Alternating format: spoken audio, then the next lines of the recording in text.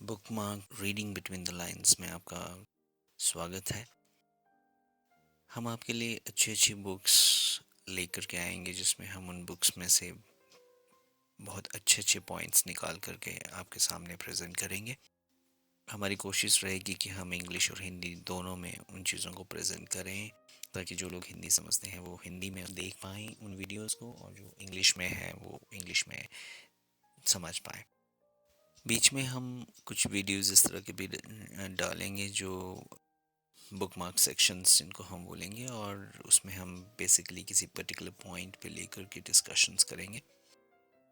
आज का जो हमारा सेशन है उसमें हम जो बुक आज डिस्कस कर रहे हैं उसमें बेसिकली जो पॉइंट डिस्कस होते हैं वो हैं, क्या आप अमीर बनना चाहते हैं और क्या आप अमीर बने रहना चाहते हैं।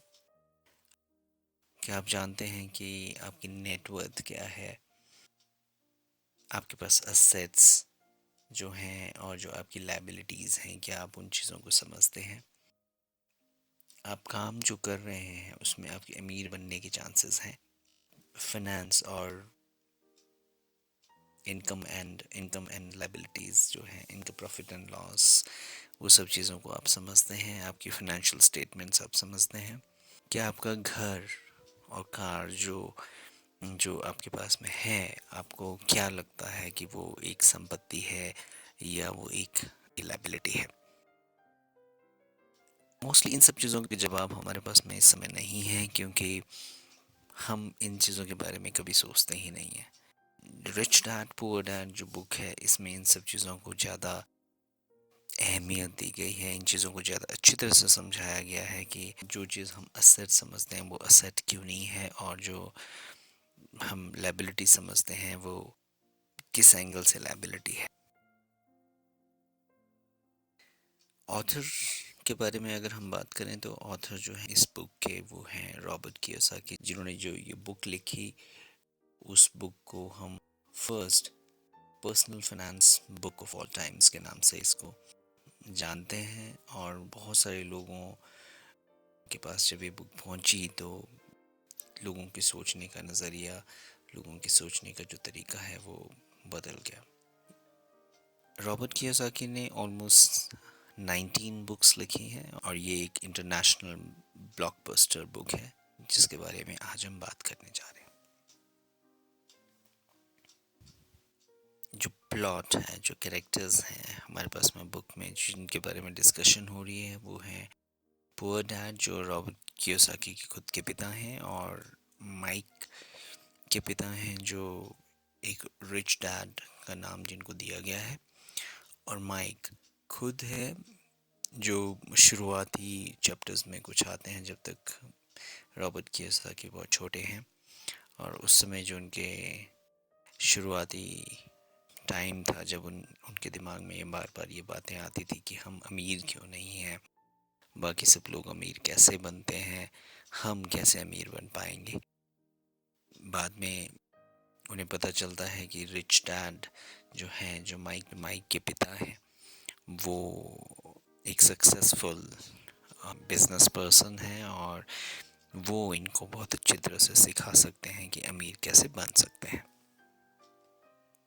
बुक के काफ़ी हिस्से में उन चीज़ों की डिस्कशन है जो रिच डैड से वो छोटे छोटे पॉइंट्स सीखते हैं, जो बेसिकली उनकी लाइफ के लेसन्स हैं, और वही चीज़ें वो हमको कम्युनिकेट कर रहे हैं। और इसमें दूसरी बात यह है कि जो रिच डैड हैं वो ज़्यादा पढ़े लिखे नहीं हैं, जो पुअर डैड हैं वो पीएचडी हैं, वेल एजुकेटेड हैं और टीचर हैं, लेकिन दोनों की सोच में बहुत अंतर है। दोनों की मनी के बारे में अप्रोच को लेकर के बहुत ज़्यादा फ़र्क है। इसीलिए पुअर डैड हैं जो हाईली एजुकेटेड हैं, उनके पास में ज़्यादा पैसा नहीं है, उनकी अप्रोच, उनकी थिंकिंग, हर चीज़ में बहुत ज़्यादा डिफरेंस है, जो एक आदमी को सक्सेसफुल और रिच होने की तरफ नहीं ले जाएगी। 9 साल की उम्र में जब माइक और रॉबर्ट कियोसाकी दोनों फ्रेंड्स हैं तो उस समय उनके दिमाग में ये बात आती है कि कैसे हम रिच बन सकते हैं, और उसके बारे में जब वो ढूंढने लगते हैं तो उनको बेसिकली एक बच्चे के दिमाग में किस तरह से चीज़ें आती हैं कि ये कैसे हो रहा है, वो कैसे हो रहा है, और उस समय अगर कोई उनको कोई सोल्यूशन दे दे, उनको प्रॉपर गाइडेंस मिले, तो वो एक प्रॉपर तरीके से एक सही राह पे चल सकते हैं। इसीलिए रॉबर्ट कियोसाकी ने यहाँ पे हमारे education system all over the world, पूरी दुनिया में जिस तरह का एजुकेशन सिस्टम है, वो एक सेट पैटर्न है जिसमें बच्चों को कभी ये नहीं सिखाया जाता कि फाइनेंशियली आपको कैसे स्ट्रांग बनना है, जबकि जबकि हमारी हर चीज़ उसी पे बेस्ड है। जॉब जब हम करते हैं तो पैसा अर्न करने के लिए ही करते हैं, लेकिन फिर भी हम कभी ये नहीं हमें बताया जाता कि किस तरह से आप पैसे को अर्न कर सकते हैं और उसको मल्टीप्लाई कर सकते हैं।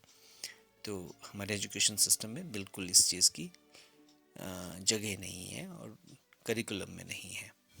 इसीलिए एक चैप्टर यहाँ पे जो है वो फाइनेंशियल लिटरेसी पे है, जिसको हिंदी में जब हम कन्वर्ट करेंगे तो इट इज़ वित्तीय साक्षरता, जिसमें अगर आप ये देखेंगे तो topics for high school students Robert Kiyosaki recommend करते हैं कि जो हाई स्कूल स्टूडेंट्स हैं उनको भी इन सब चीज़ों की जानकारी हमें देनी चाहिए कि टैक्सेस कैसे वर्क करते हैं, इन सेविंग्स कैसे होंगी, इन्वेस्टमेंट कैसे होगी, मल्टीप्लिकेशन कैसे होगी, बैंकिंग किस तरह से वर्क करती है, इस तरह की चीज़ें, मनी मल्टीप्लाई कैसे होता है, व्हेन वी इन्वेस्ट, जब हम इन्वेस्ट करते हैं तो फाइनली मनी कैसे ग्रो करता है।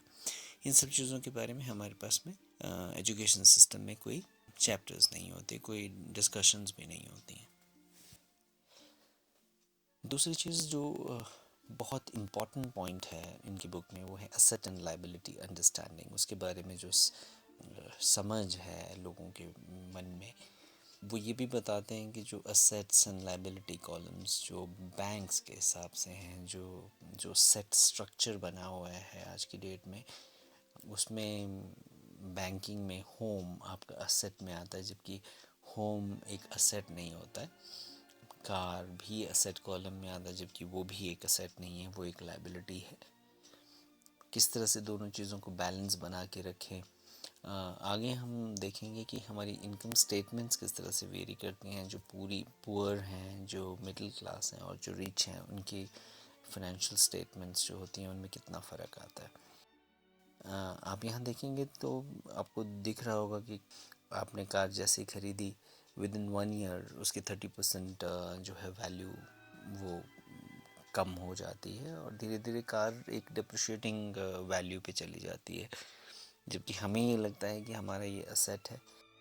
एक तो ये कार की वैल्यू भी डिप्रिशिएट हो रही है और ऊपर से आप उस पर कितनी स्पेंडिंग्स कर रहे हैं, मेंटेनेंस कर रहे हैं आप, उस पर पार्किंग का पे कर रहे हैं, कितना मनी आप उस पर डाल रहे हैं, जो जो बेसिकली मनी जो है वो एक तरह से ड्रेन में जा रहा है। यही चीज़ हम समझ नहीं पा रहे हैं। ये हैं फाइनेंशियल स्टेटमेंट्स जिनके बारे में मैं बात कर रहा था कि पुअर, मिडिल क्लास और रिच की फाइनेंशियल स्टेटमेंट्स में कितना फ़र्क होता है। अगर आप पहले वाला चार्ट देखें तो इसमें आपको दिख रहा होगा कि इनकम स्टेटमेंट जो पुअर की हैं वो जॉब कर रहे होंगे तो सैलरी लेंगे और एक्सपेंस करेंगे, तो उनकी बैलेंस शीट में अगर आप देखेंगे तो असेट और लायबिलिटीज़ में खाली है। वो असेट गैदर ही नहीं कर पा रहे हैं, वो असेट ले ही नहीं पा रहे हैं, और लायबिलिटीज़ की तो यहाँ पे बातें नहीं हो रही है। तो असेट और लायबिलिटी उनकी इस समय वहाँ पे कोई एंट्री आपको नहीं दिख रही है, तो जो वो कमा रहे हैं वो ख़त्म हो जा रहा है। जबकि मिडिल क्लास जो है उनकी स्पेंडिंग थोड़ी सी ज़्यादा है, उनकी जॉब बेटर होगी तो उनके पास में सैलरी ज़्यादा आ रही है, तो उनके पास में खर्चा करने के लिए थोड़ा ज़्यादा है। तो सबसे पहले वो क्या करेंगे, आप किसी को भी देखेंगे तो मिडिल क्लास जो भी लोग होंगे, सबसे पहले नौकरी लगेगा तो सबसे पहले घर के बारे में सोचेगा, बिकॉज हमारे प्लान्स इनकम टैक्स स्ट्रक्चर में इस तरह से दिखाया जाता है कि आप घर लेंगे तो आपको इनकम टैक्स में रिबेट मिलेगी, तो टैक्स बचाने के चक्कर में अपना एक आदमी घर खरीदने के बारे में सोचता है और वो लायबिलिटी में फंस जाता है, मॉर्गेज कर लेगा, होम लोन ले लेगा, फिर क्रेडिट कार्ड्स आजकल जो ट्रेंड में है, बहुत सालों से तो हर कंपनी आपको क्रेडिट कार्ड ऑफ़र करती है, तो हर एक आदमी वो क्रेडिट कार्ड भी रख लेता है, कार खरीद लेता है। और ये दो तो मेजर चीज़ें हैं जो हर एक आदमी अपने लिए करता ही है, और इस वजह से वो लाइबिलिटी में फंस जाता है और कोई एसेट बिल्डअप करने के बारे में उसको दिमाग में ही नहीं आता है। अब यहाँ पे एसेट कॉलम आपको खाली दिख रहा है, बट जबकि आदमी खुद सोच रहा है कि मैंने घर खरीद लिया है और मेरे पास में तो बहुत प्रॉपर्टी है, कार भी है, सब कुछ है, लेकिन बेसिकली एसेट से उसको कोई पैसा नहीं आ रहा है, जबकि वहाँ पे स्पेंडिंग ही हो रही है, इसलिए हम उसको एसेट कॉलम में रख नहीं सकते। ये चीज़ें जो हैं वो ऑलमोस्ट मेजॉरिटी जो लोग हैं वो समझ नहीं पाते हैं। यही एक बहुत बड़ा कैच है यहाँ पे। जबकि जो रिच लोग हैं, अगर उनके स्टेटमेंट आप देखेंगे तो वो लोग असेट्स पहले बिल्डअप करते हैं, और उस असेट से जो पैसा आएगा उससे वो एक्सपेंसेस करते हैं।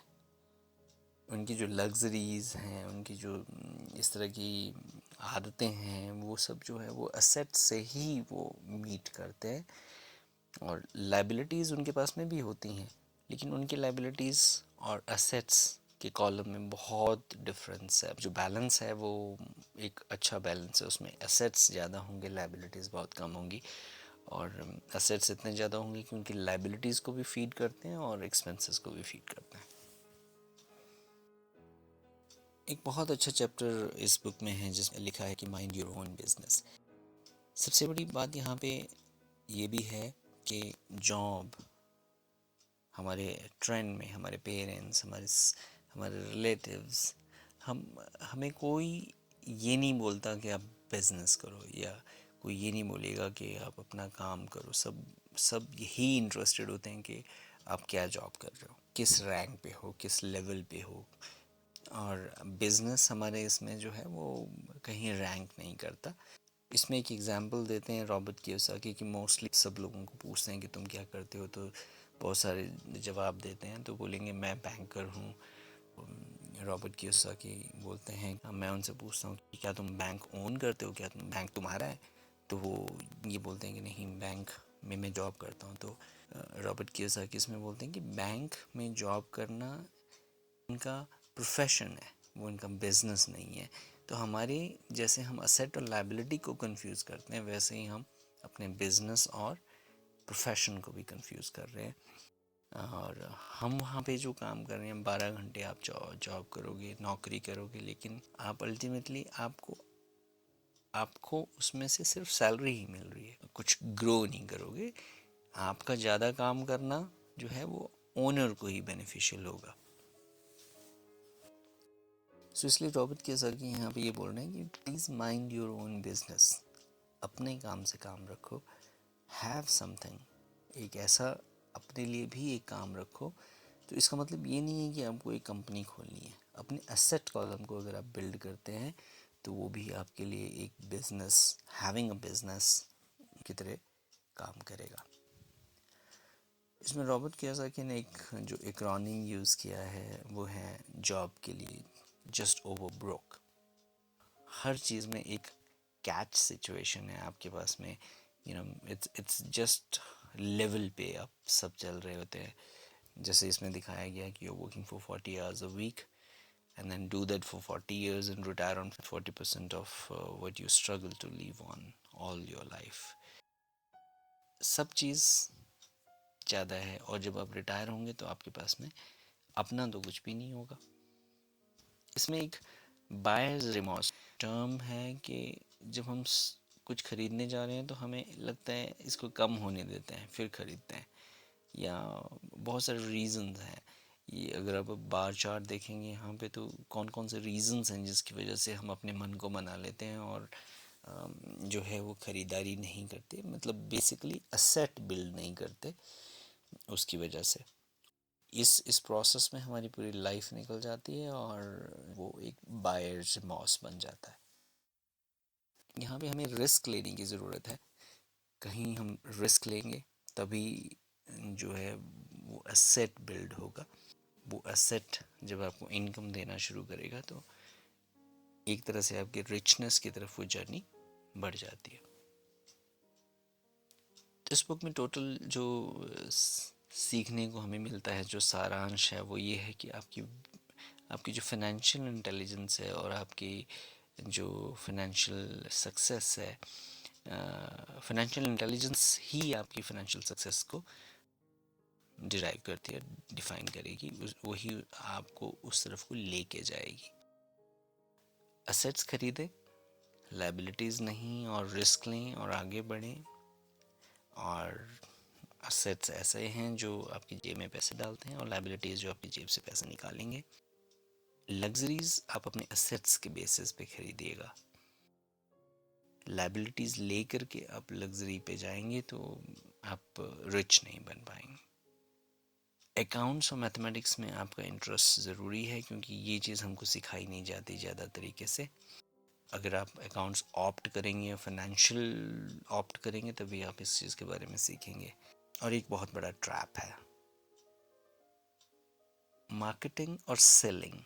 ये सीखना बहुत ज़रूरी है। जो लोग सेल कर पाते हैं, जो लोग बेच पाते हैं, वो कुछ भी कर सकते हैं। और एक अच्छी कम्युनिकेशन होना बहुत ज़रूरी है। स्किल आपके पास में हमेशा होनी चाहिए। जो आप सीख लें वो दूसरों को भी सिखाएं, और जो आप चाहते हैं कि ये मुझे ज़्यादा मिले तो ज़रूरी है कि आप पहले दूसरों को दें, तभी आपको मिलेगा। ये कुछ इम्पॉर्टेंट पॉइंट्स हैं जो समरी में है। नाउ विद दिस हम एंड पे आ गए हैं, और बुक मार्क की तरफ से मैं ये बोलना चाहूँगा कि हमारे चैनल को आप सब्सक्राइब करें, लाइक करें, कमेंट्स भी लिखें। देखने के लिए बहुत बहुत धन्यवाद।